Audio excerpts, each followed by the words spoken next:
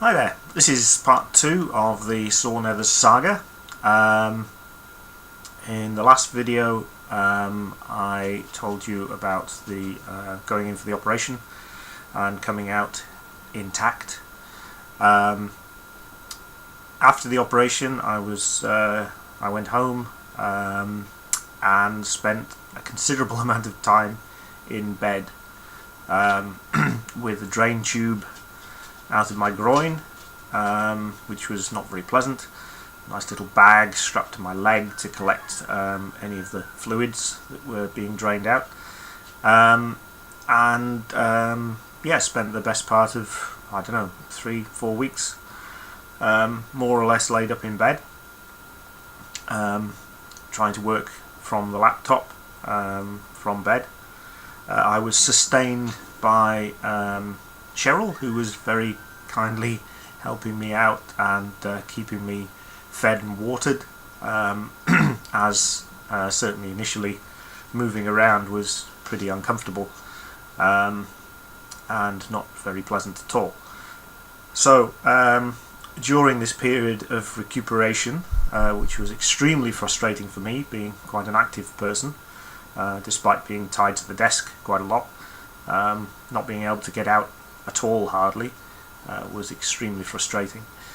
But slowly started to heal, and during this period I was given the information that the tumour that they'd taken out was indeed cancer.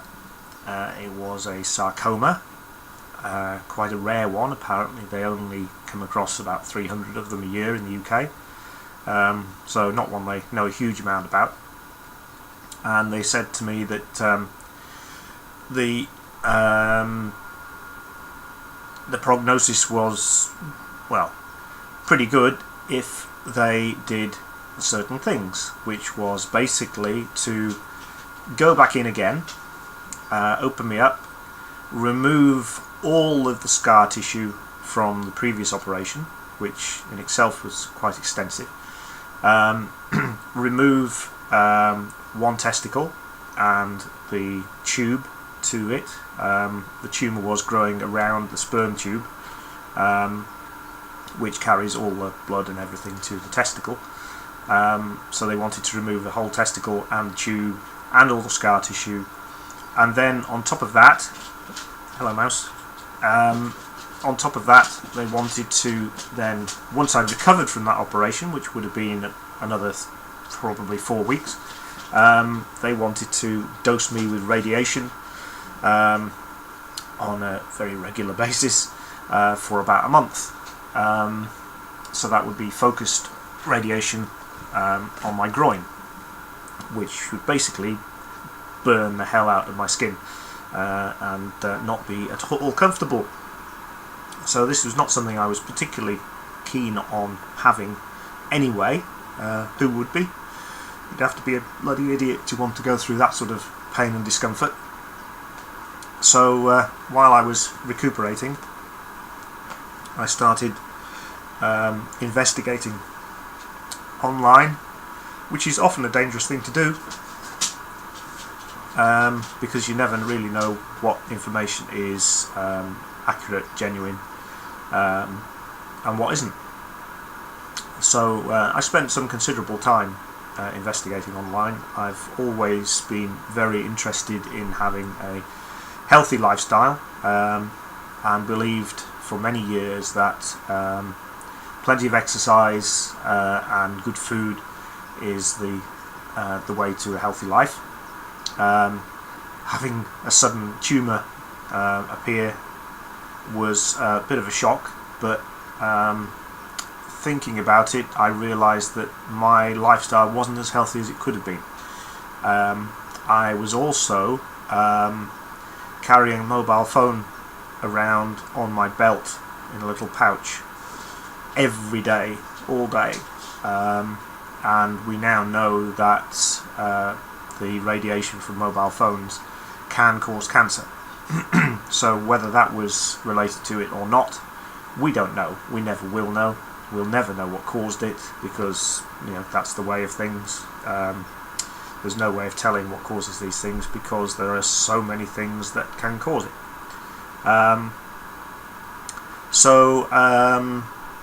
Through my research, I discovered that there were indeed certain natural things that do have anti-cancer properties.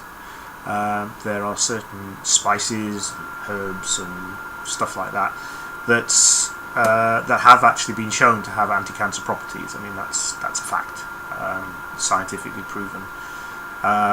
So that kind of reinforced my view that a healthy diet would be advantageous.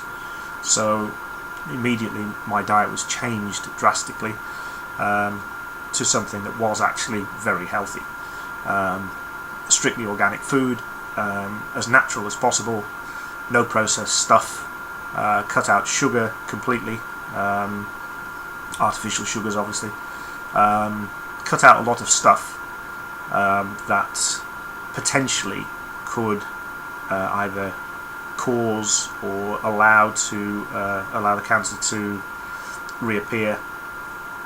Cut back on alcohol, did quite a lot to change my diet, and basically vowed to get fitter, get healthier, get lots of fresh air and exercise, and try and stave things off that way, using herbal remedies that appeared to have some kind of positive effect against cancer.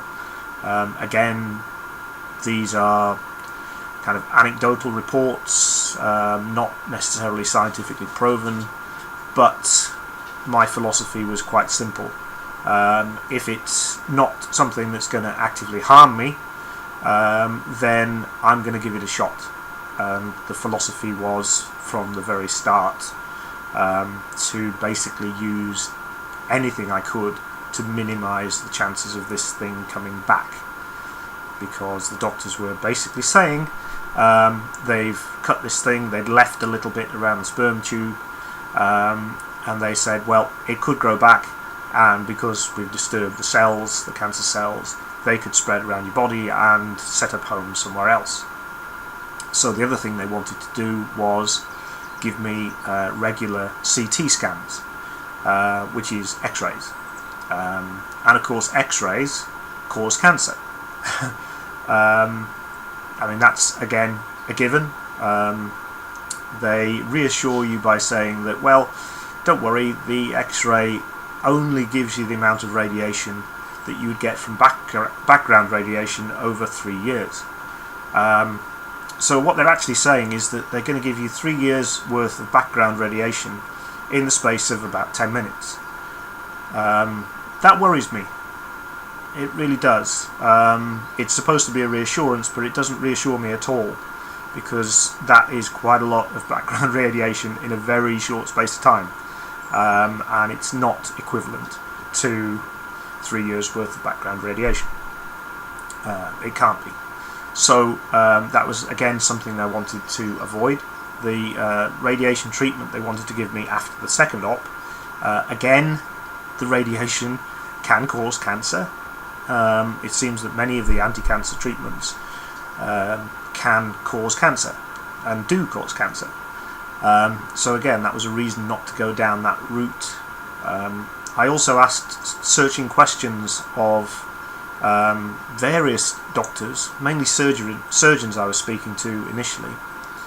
Questions like, what physiological effect will it have on me having one testicle removed? Now, obviously testicles are pretty useful things for a bloke. They produce testosterone, and testosterone is what makes us, who we are, what we are. Now, obviously, with one testicle still intact, that wouldn't be as drastic as losing both of them, but to my mind, it must have some effect. There must be a reduction in the production of testosterone and possibly other hormones, and that's got to have an effect of some sort. the message I was getting back from surgeons was that it would have no effect at all, which to me seemed utterly ludicrous. And it was as if all the surgeons could think about was, there's only one solution for this, we've got to go in and do surgery. It's the analogy of the person who has one tool and it's a hammer. So if you've only got one tool, then all you can do is, if you've only got a hammer, all you can do is hit things. It was almost like that, and it was scary. It was scary because I think the majority of people, they take what doctors say as gospel. They assume that doctors know basically all they need to know about the different causes of whatever ails them, the different treatments, etc., etc. And it quickly became apparent that they didn't know the answers to the questions I wanted answered. I was asking about the value of nutrition for treatment of cancer, specifically my cancer. And the messages I was getting back was, nutrition can't have any possible benefit. Well, that's stupid. That's really stupid. They cannot say that. Because there are scientific studies that have shown that a healthy diet can reduce the risk of cancer or even potentially cure it. And there are scientific studies that have shown that certain natural substances, spices, herbs, things like that, do have anti-cancer properties. So to state that nutrition, basically changing your diet, cannot have any beneficial effect is just stupid. It doesn't make any logical sense, and it was almost as if they had a remit to say, right, okay, well, you've got cancer, therefore you must do this, this, and this, regardless of anything else.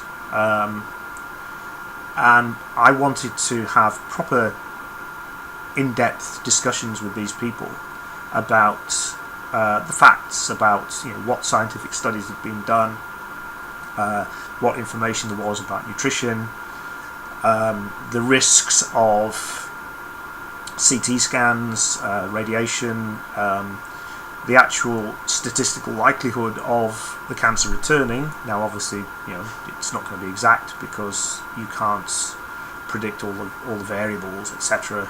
Obviously, from my point of view, if diet and exercise, etc., have some kind of impact on your susceptibility to cancers, then everybody's going to be different. So you can't have a one-size-fits-all explanation. So basically the answers I was getting weren't the answers I wanted. It's not that they were giving me answers that just weren't what I wanted to hear. They just weren't answering the questions, and in some cases they were refusing to answer the questions and basically dismissing the questions as just plain ridiculous. Now, I have a scientific background. I'm an ecologist, as you probably know. I believe in questioning things and working things out based on science and scientific principles.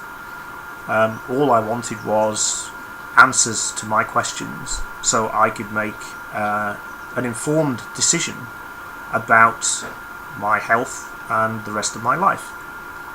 So when I wasn't getting it, it was extremely frustrating, and it made me worry about the whole system, which seems to be geared up to basically, as the health nuts, as some people call them, would say, it's basically you cut, you burn, and you poison, and that's all they have.